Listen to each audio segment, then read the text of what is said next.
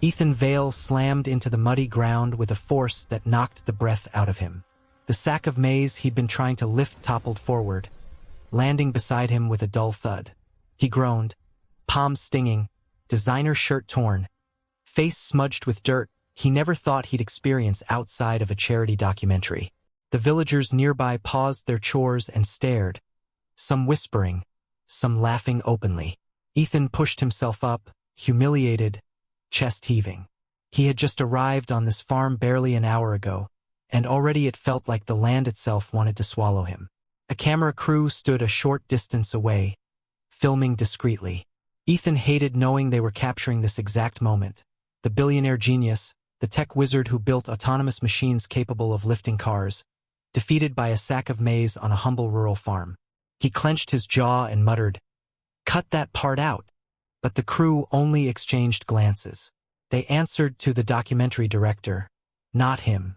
From behind him came the firm, aged voice of Mama Oyin, the owner of the farm. "Get up, Mr. Vale," she said. "The maize won't lift itself." Ethan turned around, still panting, wiping sweat from his forehead. "I'm trying," he snapped, then immediately regretted the tone. Something about Mama Oyin's steady gaze made him feel like a scolded schoolboy. "Trying is good," she replied. "But complaining wastes the energy you should be using." She stepped closer, her small frame shockingly steady, her face lined by years of sun, struggle, and strength. "Lift again. Use your legs, not your pride." He swallowed hard. "Bride." The word stung more than the fall. He repositioned himself beside the sack and tried again, this time bending his knees. The strain shot up his arms instantly. His muscles trembled. He managed to lift the sack only a few inches before it slipped from his grip and slammed back down. A group of children burst into laughter. Ethan felt heat rise to his face. "This is ridiculous," he muttered. "There should be a machine for this. A simple hydraulic base could." "But there isn't," Mama Oyin cut in. "There is only you and the work." She handed him a cup of water. "Drink, then try again." Ethan took the cup reluctantly. The water tasted earthy, different from the filtered, mineral-optimized water he drank at home. Everything here felt different, harder, more real. He couldn't decide if he hated it or feared it. "A drone camera buzzed quietly overhead." Ethan shot it a murderous glare. "If anyone watching this laughs," he grumbled, "I hope they at least subscribe and comment so I get something out of this humiliation." He shook his head. "Might as well like the video too." Mama Oyin didn't react to his sarcasm. She simply pointed back at the sack. Again. Ethan braced himself, placed his hands carefully around the coarse fabric, and tried once more. This time he managed to lift it halfway before dropping it again. But the fall didn't hurt as much. Maybe because he had actually gotten it higher. Maybe because Mama Oyin nodded approvingly. "That is improvement," she said. "That is suffering," Ethan replied, grimacing as he stretched his back. "You paid people to handle your company's problems," she said. "But here, no one can work for you. You must work for yourself." She walked past him, her steps slow but sure. "Follow me. There is more to do." "More," he repeated, horrified. "That was just one sack." She didn't turn. "This is a farm. The work starts at sunrise and ends when the body says enough, not when the clock does." Ethan groaned softly but forced himself to stand. His hands already ached. His legs felt like bricks. But he followed her, partly because he had no choice, and partly because he couldn't stand the idea of her thinking he was weak. As they approached the goat pen, the smell hit him like a punch. Ethan gagged instantly. "You want me to go in there?" "Yes," she said calmly. "The goats need feeding. I build AI systems that can perform precision surgeries," he argued. "I've given keynote speeches around the world. You are worth no more and no less than the work you do today," she said. "Now climb in." He hesitated, but she was unmoving. Reluctantly, he opened the wooden gate and stepped into the pen. The goats swarmed him immediately. One nudged his leg playfully. Another tried chewing the hem of his shirt. Ethan yelped, "They're attacking me." They like you, Mama Oyin said, amused. If they didn't, you would know. Feed them. He grabbed the basket of feed, still flinching as the goats jostled around him. Back off, please, he muttered, pouring the pellets awkwardly into their trough. The goats bleated happily. At least someone was happy. When he finally stepped out, he looked like he had survived a battlefield. His shirt was stretched in weird places, dirt streaked his arms, and hay clung to his hair. Mama Oyin studied him. Not terrible, she said. You learn slowly but steadily. Great, he said tiredly. I've gone from billionaire genius to slow learner in one afternoon. She didn't laugh. She simply motioned toward a cluster of tools. Now we clear the weeds. He stared at her. I'm going to die here. Not if you work, she replied. He sighed heavily, grabbed the hoe and followed her again. Each swing of the hoe felt like lifting a car. Sweat poured down his forehead, dripping into his eyes. His breathing grew ragged. His arms shook from exhaustion. Don't grip the handle like you're fighting it, Mama Oyin said. Hold it like you trust it. I don't trust anything here, he said, panting. Especially not that demon goat that tried to eat my shirt. It liked you, she repeated patiently. Ethan swung again and missed entirely. The hoe landed in the dirt with a pathetic thud. He stared at it, defeated. I can't believe I agreed to this. You agreed because you needed it, she said. Whether you know it or not. He paused, chest heaving.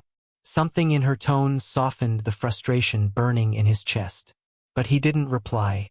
He simply kept swinging, fighting the earth with every ounce of strength left in him. The sun dipped lower, but the work continued. Ethan's muscles screamed with every movement. His vision blurred. At one point he stumbled and caught himself against a tree. For a moment he genuinely wondered if he would pass out. Sit, Mama Oyin said quietly. You have done enough for now. He slid to the ground gratefully, breathing hard. Do I at least look like I did something? You look like someone learning humility, she said. He laughed weakly. If anyone is watching this video, please subscribe. I'm working hard for your entertainment. Mama Oyin raised an eyebrow. Talking to the camera again? I need emotional support, he said. She smiled for the first time. Tomorrow you will learn more. Ethan groaned into his palms. Tomorrow sounded terrifying.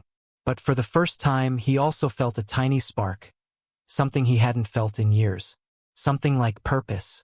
Ethan woke before dawn to the sound of a rooster screaming like it had a personal grudge against him. He groaned, pulling the thin blanket over his face. His body ached everywhere. Arms, legs, back, even muscles he never knew existed. The tiny guest hut Mama Oyin had given him was simple. A small bed, a wooden stool, and a window that did nothing to stop the cold morning breeze. He blinked at the ceiling. Why did my company think this was a good idea? He sat up slowly, teeth clenched as pain shot through his shoulders. When he stepped outside, the sky was still dark. But the farm was awake. Too awake. Goats bleated, birds sang aggressively, and he could hear the rhythmic sound of a hoe striking soil. He followed the sound and found Mama Oyin already working in the field. She turned her head slightly. You are late. It's still night, he protested, rubbing his eyes. It is morning, she said. Morning comes earlier for those who work. He sighed and joined her. She handed him a hoe. He stared at it like it was a weapon of mass destruction. This thing hates me, he muttered. Tools don't hate, she replied. They reveal. Reveal what? Who you are when things are difficult. He swallowed. He didn't want to admit how deeply that line hit him. Start with the soft soil, she instructed. He dug. It hurt. He grunted with each swing. His arms shook. Sweat already ran down his face and the sun hadn't even risen. You are breathing like a dying bull, she said. I feel like one, he gasped. She corrected his stance again. He adjusted. It still felt impossible, but he kept going. 30 minutes later, he collapsed onto the ground, chest heaving, vision spinning. Explain to me how old you are and why you are stronger than me.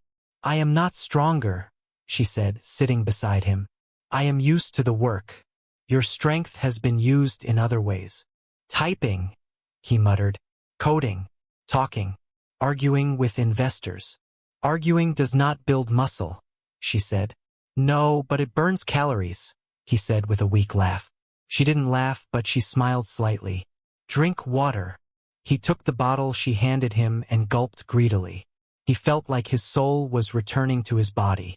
As the sun rose, villagers walked past, greeting Mama Oyin cheerfully.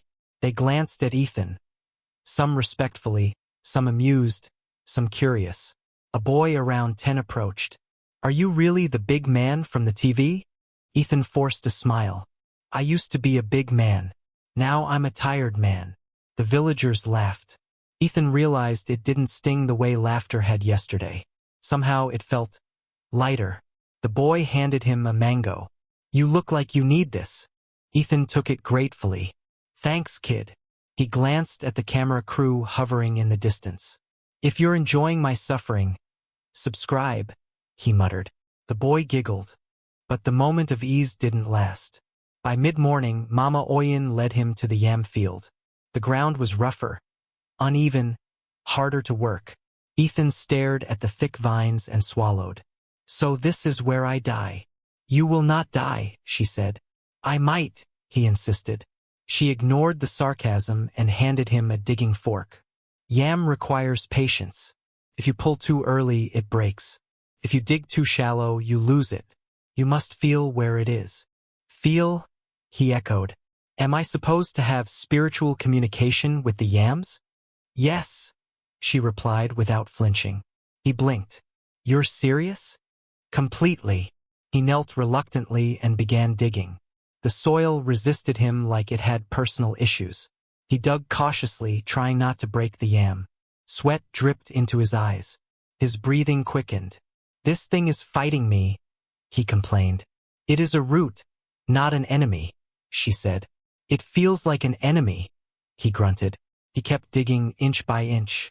After what felt like an eternity, he finally lifted the yam from the ground, intact. He looked at it with genuine pride. I did it. Mama Oyin nodded. Good. Now do the rest. He froze. There are more. There are many. He wanted to scream, but he forced himself to keep working. When his arms trembled too hard to lift the fork again, he sat back and stared at the sky. This is torture, he whispered. It is work, she corrected. Work that feeds people. That stopped him. He glanced around. The villagers depended on these crops. Their families. Their survival. No machines. No shortcuts. Just hands and sweat. Something shifted inside him, small, but undeniable. By noon, Ethan was shaking from exhaustion. He leaned against a tree, panting. Mama Oyin brought him a bowl of food, yam porridge with vegetables. He took it gratefully. You cooked this? He asked. Yes. It's amazing. He ate quickly, hunger overpowering manners. You are eating like a starving goat, she said. At least I'm no longer being eaten by goats, he replied. He actually laughed. A soft, warm laugh that surprised him. Felt like a reward. After eating, he lay back in the shade. For a moment, he forgot the cameras, the board pressures, the public criticism. All he felt was tired. Bone-deep tired, but also strangely grounded. Why do you live alone? He asked softly. My husband passed, she said. My children moved to the city. I stayed because the land remembers me, and I remember it. He nodded slowly. Doesn't it get lonely? Sometimes, she said. But loneliness is better than forgetting who you are. He thought about that. He couldn't remember the last time he truly knew who he was outside of titles, achievements, net worth. In the afternoon, she put him on poultry duty. The chickens chased him around like he owed them money. He screamed once, they all heard it. Villagers laughed. Even the camera crew laughed. Ethan collapsed dramatically on the dirt. Feathers stuck to his hair. This farm is haunted, he declared. It is alive, Mama Oyin corrected. I prefer haunted, he muttered. By evening, his clothes were ruined, his body beaten, his ego crushed. Yet as he walked with Mama Oyin toward the small hut where he would sleep, he felt something unfamiliar, respect. Not for the farm, not yet, but for her. For the strength it took to live this life every day. Tomorrow will be harder, she said casually. Ethan staggered. Harder? Harder than today. Yes. He sighed. If anyone is watching this video, please like, comment, subscribe. Because if I survive tomorrow, it will be a miracle. Mama Oyin shook her head, fighting a smile. Rest. You will need it. Ethan sank onto his bed that night, every muscle screaming. But as sleep pulled him under, he realized something shocking. He wasn't dreading tomorrow as much as he expected. Somehow, he wanted to try again. Ethan woke on the third morning with a stiffness so deep it felt like his bones were made of metal rods. Every movement sent sparks of pain shooting through him. But he stood anyway. He didn't know why, not fully. Something in him refused to stay lying down. He stepped outside into the cool morning air, expecting to find Mama Oyin already working. He was right. She was in the cassava field, cutting stems with swift, steady hands. Ethan approached, still limping from yesterday's disasters. Morning, he called weakly. She glanced up. You are early. I'm trying, he said. You are improving, she corrected. He felt a small spark of pride. She handed him a machete. Ethan took a step back. You trust me with this? No, she said plainly. But you must learn. He held the machete like it might explode. Where do I chop? Not chop, she said. Cut. Clean. Controlled. Steady. She demonstrated. One smooth motion. The stem fell neatly. When Ethan tried, the machete slid with too much force, and he stumbled forward, nearly slicing his boot. She grabbed his arm instantly. Slow, she said sharply. This is not a toy.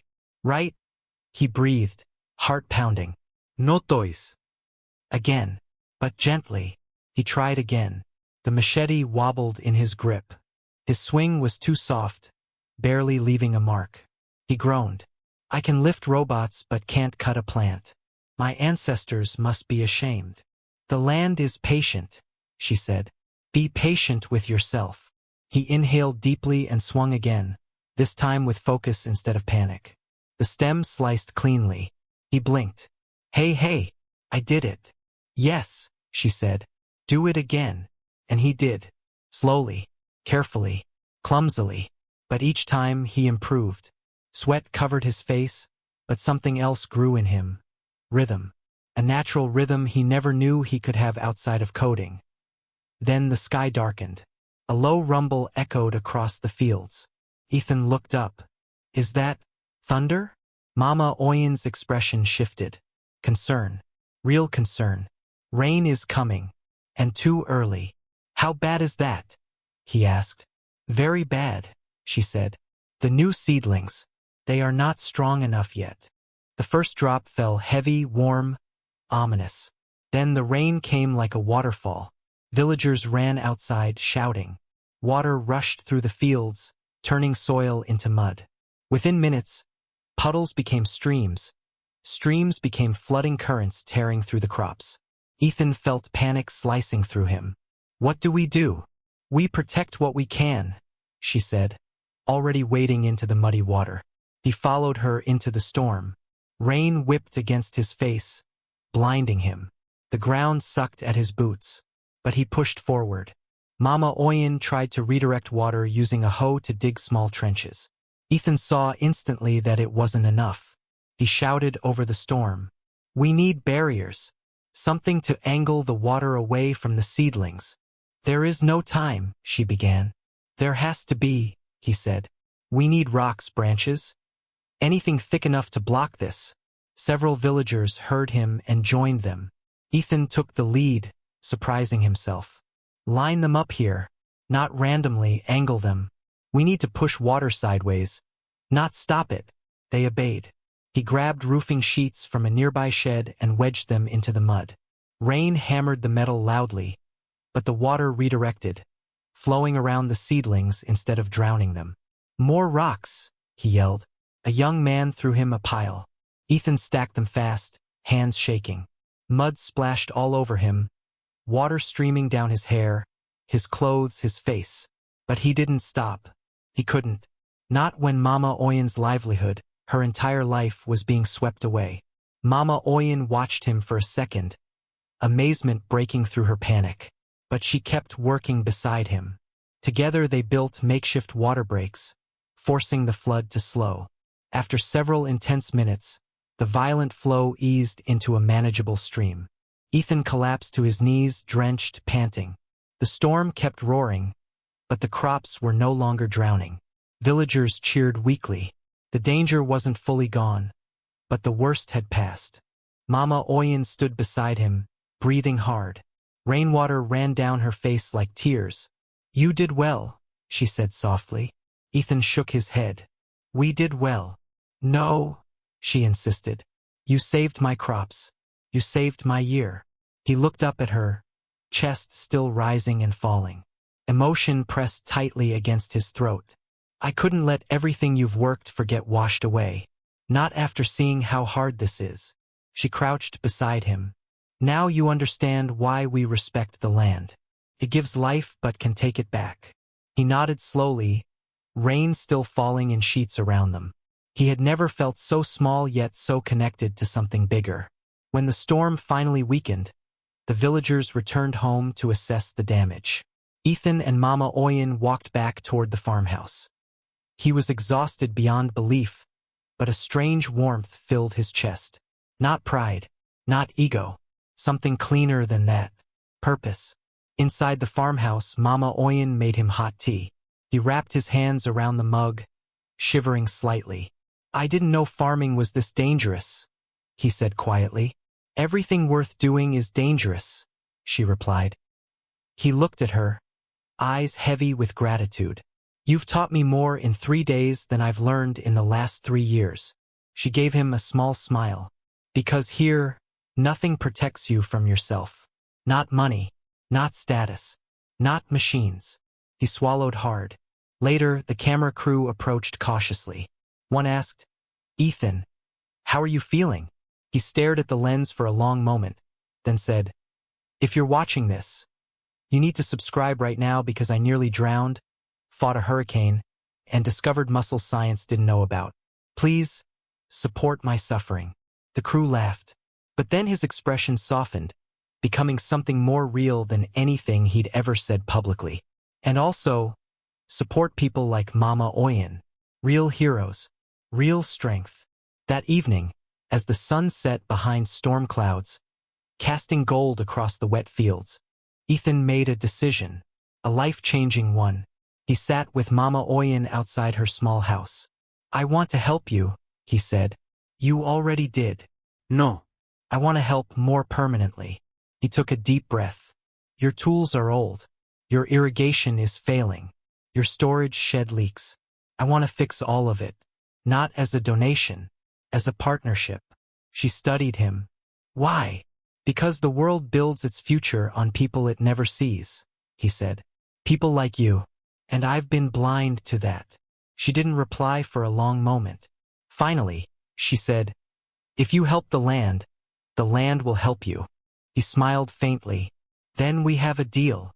When Ethan returned to the city days later, reporters swarmed him. Investors asked about profits. His board demanded strategies. But Ethan spoke only about one thing, the farm. He unveiled new affordable farming technology, solar irrigation kits, low-cost sensors for water levels, soil health monitors. Tools designed not for corporations, but for small farmers like Mama Oyin. Reporters were stunned. Investors skeptical. But Ethan didn't care. Something inside him had changed forever. Weeks later, Ethan visited the farm again. This time not as a project, but as family. Mama Oyin welcomed him with a warm smile. "You walk stronger now," she said. He laughed. "I lift sacks of maize for fun now." "You learned humility," she said. "And humility teaches strength." Ethan looked out over the fields he once couldn't survive a day in. "You taught me more than I can ever repay." She shook her head. The land teaches. I only guided. Ethan breathed in deeply, the scent of soil, crops, and life filling his chest. For the first time in years, he felt whole. And somewhere behind them, the camera crew quietly recorded as he added softly, "If you're still watching, like, comment, and subscribe, because this journey is just beginning." He smiled, a real smile, unfiltered, unguarded, as the farm stretched before him like a new future.